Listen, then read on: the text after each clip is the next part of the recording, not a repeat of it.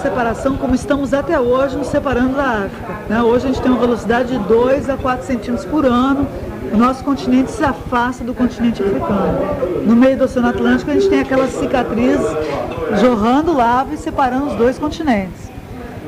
60 milhões de anos atrás, mais ou menos, na época em que os dinossauros entraram em extinção, a gente já tem um registro de vulcões que ocorreram aqui em todo o escudo, né, na parte de Minas Gerais, São Paulo e Rio de Janeiro. E eles estão todos alinhados na direção leste-oeste. E à medida que a gente foi datando esses vulcões, essas rochas, a gente chegou a cada vez idades mais jovens aqui na costa, até chegar aqui em Cabo Frio, no Morro de São João, na ilha de Cabo Frio, Nova Iguaçu. Essa região aqui são as rochas mais jovens desses pontos vulcânicos. Então se conta hoje uma história que a gente chama de ponto quente, é um outro fenômeno geológico que ocorre no Havaí hoje. Na realidade, a borda oposta desse vulcanismo, portanto a mais antiga, corresponderia a uma borda marinha do outro lado? Você diz na África? Não, no caso não. Se no lado de Búzios a gente está com um vulcanismo mais novo e o mar está adiante, lá em Poços de Caldas, pelo que eu entendi, seria a mais antiga. Isso. Adiante está o mar? Não. Aqui a gente acredita que esse ponto surgiu no meio do continente brasileiro. Tá. Nós já tinha essa configuração. Tá. Então ele esquentava e gerava vulcão. Acontece que como as placas litosféricas, elas andam, o ponto, esse fenômeno chamado ponto quente, o hotspot, que ocorre hoje no Havaí, né? Ele gera uma linha de vulcões. O ponto é fixo e a Terra em cima que se move. Exatamente. A gente está achando que ele é relacionado ao núcleo da Terra, por isso que ele é fixo. Então, como as litosferas se movem, é exatamente o que acontece no Havaí hoje. Se a gente for a leste no Havaí, é um vulcão em atividade. Se você caminhar para o oeste, você tem uma linha de vulcões inativos. Por quê? Porque a placa foi andando para o oeste, saindo de cima do ponto quente, tentando sair sempre. Então a gente tem esses vulcões aqui na região dos lagos, antigos vulcões de 60, 70 milhões de anos, até 50, essas manifestações vulcânicas que estão relacionadas a esse ponto quente, né? E ele já foi para o oceano, ele já está hoje na região oceânica, né? Porque a gente se afastou dele. Então esse é outro tipo de rocha que ocorre, mas não ocorre em Búzios. Só no Morro de São João. E na realidade de Cabo Frio? E aquela ilha de Cabo Frio, lá em Arraial. Rio Bonito, né? Rio Bonito, eu estou falando de intrusões grandes, né? Rio Bonito. E o mais belo é o de Nova Iguaçu, que é o vulcão de Nova Iguaçu, que lá a gente tem rochas vulcânicas preservadas, né? Bom, o que a gente tem também em Búzios, depois tem a sedimentação, né? Você tem a erosão permanente, e o mais fantástico é justamente isso. Que hoje em Búzios você vê rochas de 520 milhões de anos de que se formaram sabidamente a 30 quilômetros de profundidade. Como é que a gente fez esse cálculo? Pelos minerais a gente calcula a temperatura e pressão que eles se formaram. E a gente sabe o gradiente geotérmico do nosso planeta. Então a gente pega um gradiente térmico médio. O que é gradiente geotérmico? A gente sabe hoje que a cada 1 quilômetro que se desce, a temperatura aumenta 30 graus Celsius, numa região normal, de fluxo normal de calor. Então, se você pegar a temperatura que as rochas de Búzios me mostram hoje, que são os minerais de 780 a 850 graus Celsius, a gente faz um cálculo, dá mais ou menos 30 quilômetros de profundidade. Tá? Então, o interessante é isso, você tem rochas de 30 quilômetros de profundidade que foram trazidas para cima. Tudo que tinha em cima delas foi erodido. Então, era o Himalaia que foi embora. Né? O Himalaia existiu há 520 milhões de anos, foi arrasado, e hoje isso aqui não é uma região de compressão, é uma região de afastamento, de separação, de baixada. A gente está quase no mar, a gente está numa região de planície costeira. Esse é o final aí, da orogênese? Não, a orogenia ela só é restrita ao período da formação do continente. Então a nossa orogenia Búzios eu coloquei de 520 a 480 milhões de anos. Esse é um processo complementar. Isso, porque depois de 480 essas rochas esfriaram. Né? Então elas esfriaram e aí eu já não tenho mais nenhuma idade mais nova do que isso nelas. Porque elas nunca mais foram aquecidas novamente. Não é, né? Qual é o que acontece entre esse Himalaia E a fisiografia atual? A relação entre aquele relevo e o relevo de hoje não tem como você... Não tem relação. Não há relação. Não há relação. Você pode falar o relevo atual, o relevo... Aí a área da geomorfologia, que não é bem minha área, o relevo ele é muito moldado pelo clima, né? Pela água, a quantidade de água no ambiente e tudo, pelo tipo de rocha, né? Pela composição daquela rocha. Se é uma rocha mais dura, resistente ao intemperismo. Essa rocha é uma rocha a de Búzios, menos dura? A de Búzios, ela é uma rocha dura, para começar, porque é uma rocha metamórfica, né? Mas, por outro lado, ela tem uma estrutura, não sei se você percebeu, a gente chama de 1000 folhas, até no termo chulo, mas a gente chama no termo científico de foliação. A rocha de Búzios, você já viu que ela é toda folhada, subhorizontal, assim. Essa estrutura são os minerais que estão todos orientados nessa disposição. Por quê? Porque ela é gerada por uma colisão. Então, se você está colidindo, o calor está ali, os minerais começam a crescer orientados. Então, uma rocha que tem uma foliação é uma rocha que está mostrando que ela foi gerada sob pressão. E a foliação, em termos de alteração, de intemperismo, de erosão, ela facilita a percolação da água dentro da rocha. E a água que acelera a desagregação da rocha, né? A desagregação é a erosão? A desagregação é gerada por um processo chamado intemperismo. O intemperismo são uma série de fatores químicos e físicos que atuam sobre a rocha. Só o fato da rocha ter chegado à superfície da Terra já é um fator físico. Ela já alivia e ela sofre um fraturamento normal. Fora as estruturas que ela já possuía antes, que também facilitam o quê? Esse fraturamento e essas estruturas facilitam a percolação da água. E quando a água entra na rocha, né, e os minerais começam a ser fraturados, começam a receber a água dentro da estrutura, muitos deles não resistem e acabam se transformando em outros minerais moles. E a rocha acaba se desagregando.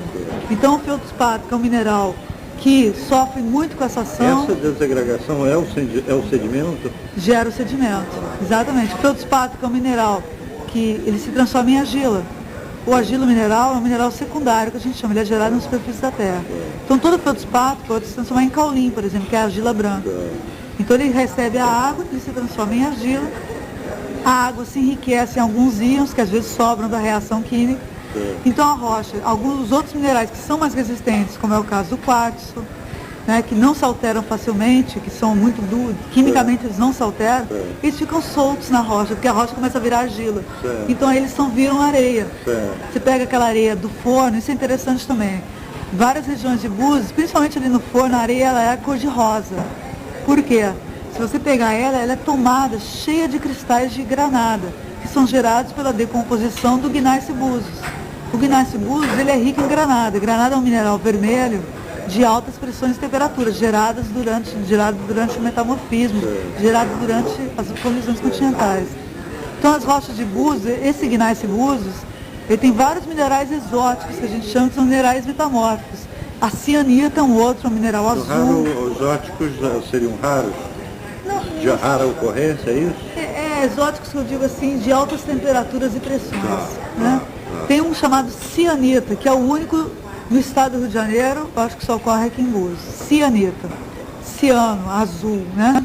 Ele vem de azul, ele é uma ripa grande, quadrada, retangular, azul. Dá para ver muito bem ali na região da foca. Você vê bem grande. Na ferradurinha também. Esse mineral também é um mineral de altas pressões. Né? Então a gente pega esses minerais. E no caso, como eu estava falando, a granada ela é muito resistente às vezes. Por isso que a gente tem areia de granada. O quartzo é muito mais resistente. O quartzo dificilmente não se altera quimicamente. Então você tem a maior parte das areias das praias do Brasil, se você pegar, tem aquele mineral branco cor de vidro, que é um vidro, que é o quartzo, né? Como se fosse vidro. Então isso gera o sedimento. A erosão, ela transporta o sedimento. Então a rocha montanha está lá, ela começa a sofrer um intemperismo, gerar o sedimento, fica rocha mole, friável. E a erosão, a gravidade, a ação das chuvas carrega esses sedimentos para as baixadas, para as bacias sedimentares. Né? A bacia oceânica é a maior que a gente tem aqui. Né? A gente tem a bacia dos rios, do Rio Paraíba do Sul, tem a bacia do Rio Una aqui, e ali a gente vai ver o quê? Sedimentos. Mais uma rocha que ocorre em Búzios que eu quase esqueci de falar. Na entrada de Búzios, quem vem da Amaral Peixoto, aquelas casuarinas, À direita tem aquela encosta, que tem umas casas que estão quase caindo. E a informação que eu tenho é que aquilo ali seriam barreiras. Exatamente, eles chamam de formação barreira. São rochas sedimentares, mas não são bem rochas ainda. Parece um pouco barro, né? É, quase um barro. Não chegou a virar uma rocha muito coesa, mas são sedimentos antigos, né? Eles datam provavelmente do terciário, mas não se sabe a idade certa. O terciário é um período geológico que terminou por volta de 1,4 milhões de anos atrás. Começa quando? O terciário ele começa no início do Cenozoico, 60 milhões de anos. E você tem a era Cenozoica.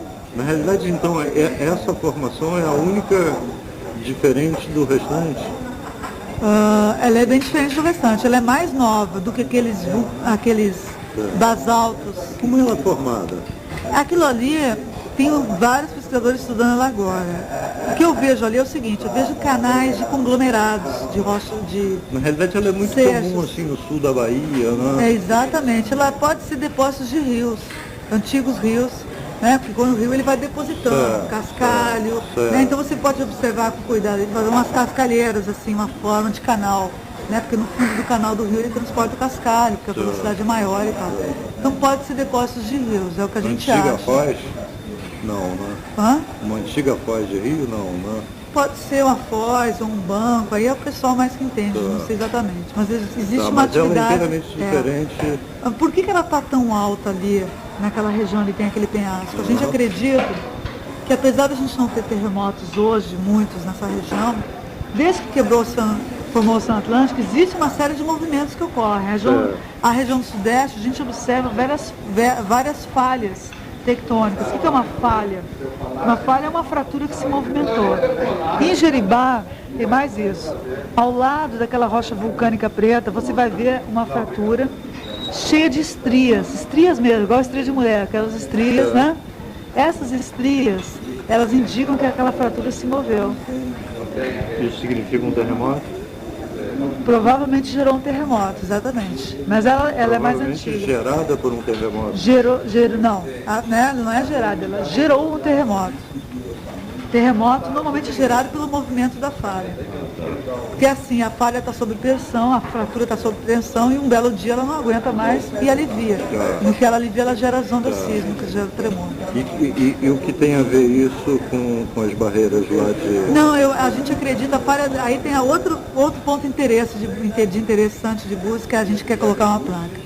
É o que a gente chama de falha do Pai Vitório. Foi o Departamento de Recursos Minerais, na década de 70, que deram esse nome a essa falha. É uma falha tectônica. Se você caminhar ali no Pai Vitório, vai ver que tem uma rocha toda quebrada, com uma peça, parece aqueles concretos, que eles fazem, né? Misturam, aquela mistura para fazer concretinho. Aquilo ali é uma rocha farinhada. Tem uma falha ali, uma fratura que se moveu e quebrou toda aquela rocha que tinha na volta, aquela rocha lá do pré-cambriano, foi toda quebrada. Então aquilo ali provavelmente trouxe barreiras para cima um pouco. Por isso que a gente tem aquela montanha ali de barreiras. Então tem um movimento todo atual. O Pai Vitória então está associado a barreiras. Provavelmente. Aquela costão que você tem, provavelmente trouxe esses sedimentos do barreiras para cima. Eles estavam enterrados, eles eram de um rio. A gente acha, não está ainda comprovadíssimo. Uma coisa que está se fazendo é tentar datar quando que essa falha se moveu, a falha do Pai Vitória. Essa é toda uma história recente. Essa datação seria possível como? Olha, tem uma pesquisadora do Fundão, o nome dela é Isabela do Carmo, ela está datando óxidos de manganês. Então, quando você tem uma falha, você gera uma série de fluidos pelo calor, pelo atrito, e muitos óxidos, e eles se precipitam depois. Então, existe um método que você consegue datar o óxido de manganês, e ela está tentando fazer isso. Estão sempre associados à falha? Nem todas. Aí tá, ela tem que vir aqui, coletar e ver se tem um óxido de manganês nessa falha aqui. Ele é comum, mas você tem que ter um óxido bom e tal. Então essa é outra parte interessante de busca. Se você observar as rochas com aquela folhação antiga, as rochas do tempo do Himalaia, na região ali do forno da Fox, você vai ver que ela está cheia de fraturas verticais. E algumas fraturas mexem com ela. Você até vê a folhação fazendo assim. São os movimentos dessas falhas. que essas falhas estão relacionadas à abertura do Oceano Atlântico, que está sempre se movendo, está empurrando isso daqui para lá. Existe uma certa tensão continental. Não é um processo que começou e acabou, né? Não, continua. E a região de Angra teve tremores há poucos anos. Né? Existe uma sismicidade aqui na região sudeste. Só que ela é baixa. Ainda bem. Mas, inclusive na região de Angra. Mas a sismicidade ela gerou uma série de fraturas e falhas. Renata, mais alguma coisa que você considera importante que tenha escapado dessa... Aqui de Búzios, da região, deixa eu pensar mais em Búzios. Acho que não. A gente falou dessas rochas mais antigas, né, brancas, que tem lá, que são granitos metamorfizados. A maior parte das rochas de Búzios fazem parte dessa unidade de Búzios, que é um gneiss, que eram rochas de sedimentos que foram apertados durante a colisão, durante essa orogenia Búzios, que formou o Himalaia. E depois o Himalaia se quebrou, né, quebrou o Gondwana, gerou o Brasil e a África, e entraram essas rochas vulcânicas. E você tem hoje uma região costeira, uma região de sedimentação. Essas rochas mais antigas, lá em Cabo Frio, elas estão onde? São aquelas rochas ali perto do Forte São Mateus? São todas. São todas? Todas. Cabo Frio, você não tem essa rocha que tem Búzios aqui há de 500 anos. Na verdade, essas de Cabo Frio e essa mesma aqui antiga de Búzios, elas têm 2 bilhões de anos, mas elas sofreram um evento de 520. Alguns minerais dentro delas, elas foram reaquecidas a 520.